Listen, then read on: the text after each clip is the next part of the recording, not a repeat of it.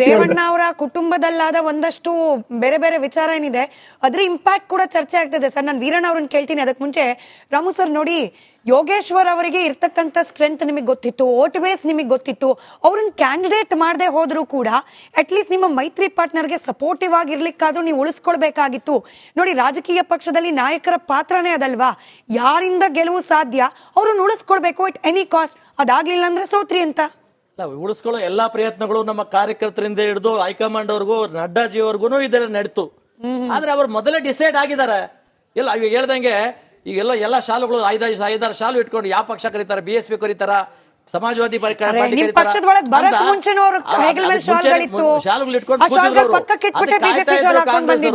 ಅವರ ಒಂದು ಹಿರಿಯ ಪಕ್ಷ, ಅದು 140 ವರ್ಷದ ಹಿರಿಯ ಪಕ್ಷ. ಅವ್ರಿಗೆ ಒಬ್ಬ ಅಭ್ಯರ್ಥಿ ಇಲ್ಲ ಅಂತ ಒಂದು ದೃಷ್ಟಿಯಿಂದ ನಾವು ನೋಡಿ 5 ಗ್ಯಾರಂಟಿಗಳಲ್ಲಿ ಗೆದ್ದಿದ್ದೀವಿ ಅಂತ ಮಾತಾಡ್ತಾರಲ್ಲ, ಅದೇ ಗ್ಯಾರಂಟಿಗಳ ಮೇಲೆ ನಿಮ್ಮೊಬ್ಬ ಸಣ್ಣ ಕಾರ್ಯಕರ್ತ ನಿಲ್ಸಿ ಗೆಲ್ಸ್ಕೋಬೋದಾಯ್ತು ಕಾಂಗ್ರೆಸ್ ಇಂದ. ಯಾಕೆ ನಿಲ್ಸ್ಕೊಳ್ಳಿಲ್ಲ ನೀವು? ಅದು ನಿಮ್ಮ ಪಕ್ಷದ ವಿಚಾರ, ಅದ್ರ ಬಗ್ಗೆ ನಾನು ಮಾತಾಡಲ್ಲ. ಆದ್ರೆ ಒಂದು ವಿಷಯ ಸತ್ಯ, ನಿಮ್ಮ ಪಕ್ಷಕ್ಕೆ ನೆಲೆ ಇಲ್ಲ, ಕಾಂಗ್ರೆಸ್ಗೆ ನೆಲೆ ಇಲ್ಲ ಅನ್ನೋದ್ರನ್ನ ಚಿನ್ನರಾಮ್ ಅವರೇ ಬಿಜೆಪಿ ಏನ್ ನೆಲೆ ಉಳಿಸ್ಕೊಳ್ತು. ಈಗ ಅಟ್ಲೀಸ್ಟ್ CP ಯೋಗೇಶ್ವರ್ ಅವರ ಕಾರಣಕ್ಕಾದ್ರೂ ಅವ್ರು ಬಿಜೆಪಿ ಕ್ಯಾಂಡಿಡೇಟ್ ಅಂತ ನಿಂತಿದ್ರೆ ಒಂದಷ್ಟು ಓಟ್ ಬೀಳ್ತಿತ್ತೇನೋ. ಈ ಬಿಜೆಪಿ ನೆಲೆಯಲ್ಲಿ ಉಳಿತು. ಬಿಜೆಪಿ ನೆಲೆ ಇದ್ದೇ ಇದೆ. ಕಾರ್ಯಕರ್ತರು, ತಳಮಟ್ಟದ ಕಾರ್ಯಕರ್ತರು ಹಿಂದೆ ಒಂದ್ಸರಿ CM ಲಿಂಗಪ್ಪನ ಮಗ ನಮ್ಮ ರಾಮನಗರಕ್ಕೆ ಬಿಜೆಪಿ ಅಭ್ಯರ್ಥಿ ಆಗಿದ್ರು.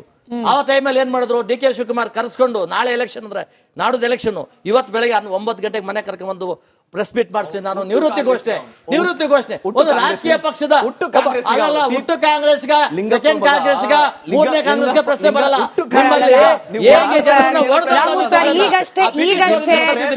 ರಾಮು ಸರ್ ಈಗಷ್ಟೇ ಪ್ರೊಫೆಸರ್ ಹೇಳ್ತಿದ್ರು, ನೈತಿಕತೆ ಅನ್ನೋದ್ರ ಬಗ್ಗೆ ಚರ್ಚೆ ಮಾಡೋದು ಪ್ರಯೋಜನನೇ ಇಲ್ಲ. ವಿನಬಿಲಿಟಿ, ಯಾರು ಗೆಲ್ಲಲಿಕ್ಕೆ ಹೆಂಗ್ ಸಾಧ್ಯತೆ ಇದೆಯೋ ಹಂಗೆಲ್ಲ ಬಳಕೆ ಮಾಡೋದು ರಾಜಕಾರಣಿಗಳ ಸ್ಮಾರ್ಟ್ನೆಸ್. DK ಶಿವಕುಮಾರ್ ಅವ್ರು ಅದ್ ಮಾಡಿದ್ರು, ನೀವು ಮಾಡ್ಲಿಲ್ಲ ಅಷ್ಟೇ. ಎಲ್ಲಿ ಕಲ್ತಿದ್ದವರು? ಈ ಬ್ರಿಟಿಷ್ನವರು ಒಡೆದಾಳೋ ರೀತಿಯಲ್ಲಿ ಹೇಗೆ ಚನ್ನಪಟ್ಟಣ 2024 ಮಾತಾಡಿ ಸರ್, ಬ್ರಿಟಿಷರ ಕಾಲಕ್ಕೆ ಹೋಗ್ಬೇಡಿ ನೀವು. ಅಲ್ಲ, ಅವ್ರ ಪಕ್ಷ ಅಲ್ಲಿಂದ ಬಂದಂತದ್ದು, ಅದು ನಕಲಿ ಪಕ್ಷ. ಅದು ಗಾಂಧಿ ಅವರು ಹೇಳಿದ್ರು, ಬಂದಿದೆ ವಿಸರ್ಜನೆ ಮಾಡೋಣ, ಕಾಂಗ್ರೆಸ್ ಬೇಡವೇ ಬೇಡ ಅಂತ. ಆದ್ರೂ ಗಾಂಧಿ ಅವರು ಹೋದ್ಮೇಲೆ ಆ ಕಾಂಗ್ರೆಸ್ ಬಿಟ್ರೆ ನಮ್ಗೆ ಗತಿ ಇಲ್ಲಪ್ಪ ಅಂತೇಳಿ ಅದನ್ನ ಇಟ್ಕೊಂಡು ಕೂತಿದ್ದಾರೆ. ನಾವು ಅದ್ರ ಬಗ್ಗೆ ನಾವು ಈಗಲೂ ಮಾತಾಡಲ್ಲ. ನಿಮ್ಮ ಭವಿಷ್ಯ ಇನ್ನ 28ರಲ್ಲಿ ನಾವು ಬೊಜ್ಜಲ ಭವಿಷ್ಯ ಅಂತಿರಲ್ಲ, ಅದ್ರ ಮಧ್ಯದಲ್ಲಿ ಎಲ್ಲೆಲ್ಲಿ ಏನೇನು ಆಗ್ತದೆ ಅನ್ನೋದನ್ನ ನಾವು ಹೇಳಲ್ಲ. ನಿಮ್ಮಲ್ಲಿರ್ತಕ್ಕಂಥ KPCC ಅಧ್ಯಕ್ಷರು, ಮುಖ್ಯಮಂತ್ರಿಗಳು ಮಧ್ಯದಲ್ಲಿ ಏನೇನು ನಡೀತದೆ ಅನ್ನೋದು ನಾವು ಹೇಳ್ಬೇಕಾಗಿಲ್ಲ. ಜನ ಸಾಮಾನ್ಯರು ಮಾತಾಡ್ತಾರೆ. ನಾನು ಹಳ್ಳಿ ಕಡೆ ಹೋಗ್ತೀನಿ, ಅಣ್ಣ ಇದು ಬಹಳ ದಿವಸ ಇರಲ್ಲ, ಬಿಡಿ ರಾಮು ಸರ್, ಹಿಂಗೆ ಹೇಳಿದ್ದಾಯ್ತು, ಒಳ ಜಗಳ, ಮುಖ್ಯಮಂತ್ರಿ ಕುರ್ಚಿಗೆ ಫೈಟು, ಸರ್ಕಾರ ಬಿದ್ದು ಹೋಗುತ್ತೆ. ನಾವು ನಿಮ್ಗಳ ಮಾತು ಅಂದ್ರೆ ವಿರೋಧ ಪಕ್ಷದ ಮಾತು ಮಾಧ್ಯಮವಾಗಿ ಕೇಳಿದ್ವಿ, ಚರ್ಚೆ ಮಾಡಿದ್ವಿ. ಬಟ್ 3 ಗೆಲ್ತ್ರು ಕಾಂಗ್ರೆಸ್ನವರು. ಎನಿವೆ, ನಾನು ಬಂದೆ, ನಟರಾಜ್ ಗೌಡ್ರೆ ಬಂದೆ. ಒಂದೇ ನಿಮಿಷ ಚಂಬಿ ಸರ್, ವೀರಣ್ಣ ಅವ್ರನ್ನ ಪ್ರಶ್ನೆ ಮಾಡ್ತೀನಿ.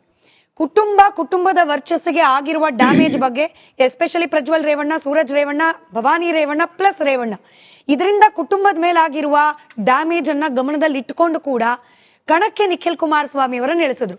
ಈ DK ಸುರೇಶ್ ಅವರ ಮತ್ತೊಂದು ಡೈಲಾಗ್ ಅಥವಾ ಅವರ ಭಾಷಣ ಅದು ಕೂಡ ವೈರಲ್ ಆಗ್ತಾ ಇದೆ. ನೋಡಿ, ಕಣ್ಣೀರ್ ಹಾಕ್ತಿದ್ದಾರೆ ದೇವೇಗೌಡರು, ಹಾಸನಕ್ಕೆ ಹೋಗಿ ಕಣ್ಣೀರ್ ಹಾಕ್ಲಿಲ್ಲ. ಇದು ಕೂಡ ಚನ್ನಪಟ್ಟಣದಲ್ಲಿ ಬಹಳ ಪರಿಣಾಮಕಾರಿ ಆಯ್ತು. DK ಸುರೇಶ್ ಅವರ ಈ ಮಾತು ಅನ್ನೋ ಚರ್ಚೆ ಇದೆ. ನೋಡಿ, ನಾವು CP ಯೋಗೇಶ್ವರ್ ಕಾಂಗ್ರೆಸ್ ಜಾಯ್ನ್ ಆಗೋದು ನಿರೀಕ್ಷೆ ಇಟ್ಕೊಂಡಿರ್ಲಿಲ್ಲ. ಯಾವಾಗ ಅವರು ಅನಿರೀಕ್ಷಿತವಾಗಿ ಕಾಂಗ್ರೆಸ್ ಜಾಯ್ನ್ ಆದ್ರು, ನಮ್ಗೆ ಅಲ್ಲಿ ನಾವು ಕೂಡ ಅಭ್ಯರ್ಥಿನ ಎಲೆಕ್ಷನ್ಗಿಂತ 20 ದಿನ ಅಷ್ಟೇ ಸಂದರ್ಭದಲ್ಲಿ ಯಾರು ರೆಡಿ ಇಲ್ಲದೆ ಇದ್ದ ಸಂದರ್ಭದಲ್ಲಿ ನಿಖಿಲ್ ಕುಮಾರಸ್ವಾಮಿ ಅವ್ರನ್ನ ದೇವೇಗೌಡರು ಕಾರ್ಯಕರ್ತರ ಒತ್ತಾಯದ ಮೇರೆಗೆ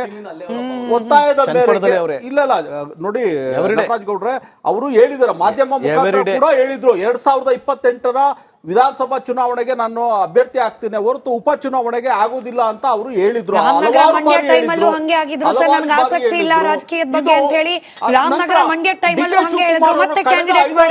ಏನ್ ಚನ್ನಪಟ್ಟಣಕ್ಕೆ 10 ಬಾರಿ ಭೇಟಿ ಕೊಟ್ಟಿದ್ದಾರೆ. ಆ ಭೇಟಿ ಕೊಟ್ಟಿರೋ ಸಂದರ್ಭದಲ್ಲಿ ಹಲವಾರು ಶಂಕುಸ್ಥಾಪನೆಗಳು, 500 ಕೋಟಿಗೂ ಮೀರಿದ ಯೋಜನೆಗಳು ಶಂಕುಸ್ಥಾಪನೆ ಮಾಡಿದಾರೆ ಅಷ್ಟೇನೆ.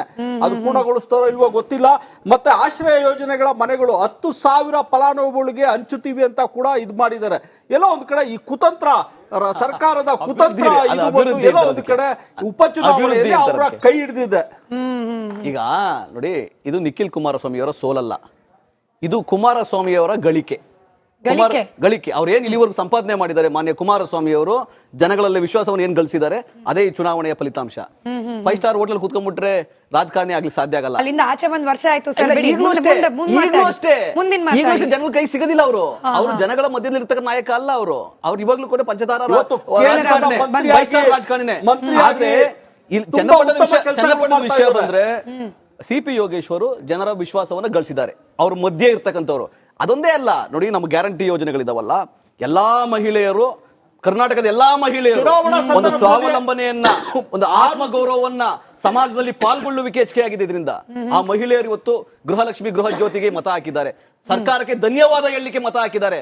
ಈ ಸರ್ಕಾರ ಕರ್ನಾಟಕದ ಈ ಗ್ಯಾರಂಟಿ ಸರ್ಕಾರ ಇಡೀ ದೇಶಕ್ಕೆ ಮಾದರಿಯಾದ ಸರ್ಕಾರ, ಸಾಮಾಜಿಕ ಬದಲಾವಣೆಯನ್ನ ತಂದಿರತಕ್ಕಂಥ ಏಕೈಕ ಸರ್ಕಾರ ಈ ಸರ್ಕಾರಕ್ಕೋಸ್ಕರ ಜನ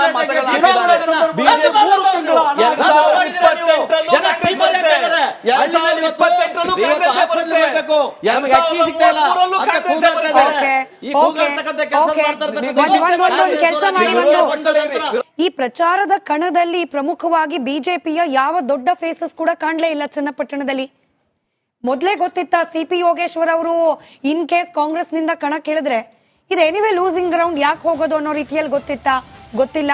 ಇದರ ಜೊತೆಗೆ ಚಂಬಿ ಸರ್ ಕೂಡ ಅವಾಗಲೇ ಹೇಳ್ತಾ ಇದ್ರು. ಇನ್ಫ್ಯಾಕ್ಟ್ GT ದೇವೇಗೌಡರು ಕೂಡ ಇವತ್ತು ಮಾತನಾಡಿದ್ದು ಅದೇನೆ.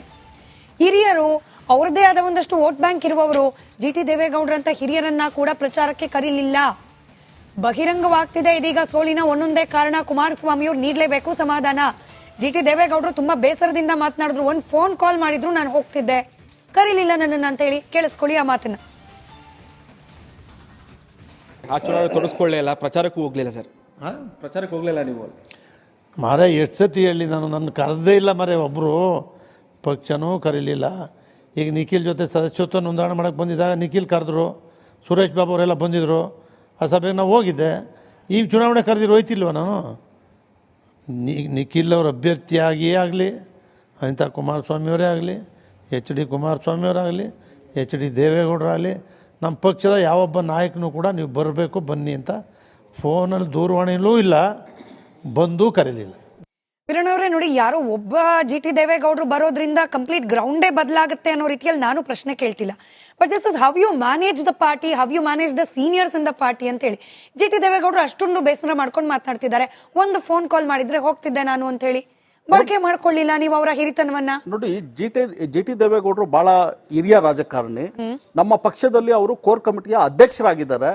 ಅವರೇ ನಿಂತು ಚುನಾವಣೆ ಮಾಡಬೇಕು, ಅವ್ರನ್ನ ಯಾರು ಕರೆಯೋದಲ್ಲ. ಎಲ್ಲ ಒಂದ್ ಕಡೆ ಏನೋ ಸಣ್ಣ ನೋಡಿ, ಅವ್ರ ಮಗ GD ಹರೀಶ್ ಇರ್ಬೋದು. GD ಹರೀಶ್ ಕೂಡ ಚುನಾವಣೆ ಪ್ರಚಾರದಲ್ಲಿ ನಿಖಿಲ್ ಕುಮಾರಸ್ವಾಮಿ ಅವ್ರ ಜೊತೆ ಇದ್ರು. ಇಬ್ರು ಇರೋದು ಒಂದೇ ಮನೆಯಲ್ಲಿ. ಮತ್ತೆ ಇವ್ರು ಕೂಡ ಕೋರ್ ಕಮಿಟಿಯ ಅಧ್ಯಕ್ಷರು ಕೂಡ. ಈ ರೀತಿ ಹೇಳೋದು, ನಾನು ವಕ್ತಾರನಾಗಿ ಅದ್ರ ಬಗ್ಗೆ ಏನು ಕಾಮೆಂಟ್ ಮಾಡೋದಕ್ಕೆ ಹೋಗೋದಿಲ್ಲ. ಅಂದ್ರೆ ಕೋರ್ ಕಮಿಟಿ ಅಧ್ಯಕ್ಷರಾಗಿರೋದ್ರಿಂದ ಅವರೇ ನಿಂತು ಎಲೆಕ್ಷನ್ ಮಾಡ್ಬೇಕಿತ್ತು. ಅದನ್ನ ನಾವು ಮುಂದೆ ಸರಿ ಮಾಡ್ತೀವಿ. ಗ್ರೌಂಡ್ ಅಲ್ಲಿ ಕಾಣ್ತಾ ಇದೆ, ಬಟ್ ಸ್ಟಿಲ್ ನೀವು ಕರೆಯೋ ಪ್ರಯತ್ನ ಮಾಡ್ಲಿಲ್ಲ. ತಪ್ಪು ಅದೊಂದ್ ಕಡೆ ಮಾತ್ರ ಅಲ್ಲ ವೀರಣ್ಣ ಸರ್, ನಿಮ್ಮ ಕಡೆ ಅಂದ್ರೆ ಪಕ್ಷದ ಕಡೆಯಿಂದನೂ ಕಾಣ್ತಾ ಇದೆ. ಅಲ್ಲ ನೋಡಿ, ಕೋರ್ ಕಮಿಟಿ ಅಧ್ಯಕ್ಷ ಅಂದ್ರೆ ಅವರೇ ಉಸ್ತುವಾರಿ ತಗೋಬೇಕು, ಅವರೇ ಜವಾಬ್ದಾರಿ ತಗೋಬೇಕಾಗುತ್ತೆ. ನಾನು ಅದನ್ನೇ ಕೇಳ್ತಿದ್ದೀನಿ, ತಗೊಳ್ಳಿಲ್ಲ, ಅವರು ಬಂದಿಲ್ಲ, ಅವ್ರು ವ್ಯಾಕ್ಯೂಮ್ ಕಾಣ್ತಾ ಇದೆ ನಿಮ್ಗೆ ಅಥವಾ ಕಾಣಿಸ್ಲೇ ಇಲ್ವಾ? ಇಂಥವ್ರು ಬಂದಿಲ್ಲ. Yes sir, yes professor.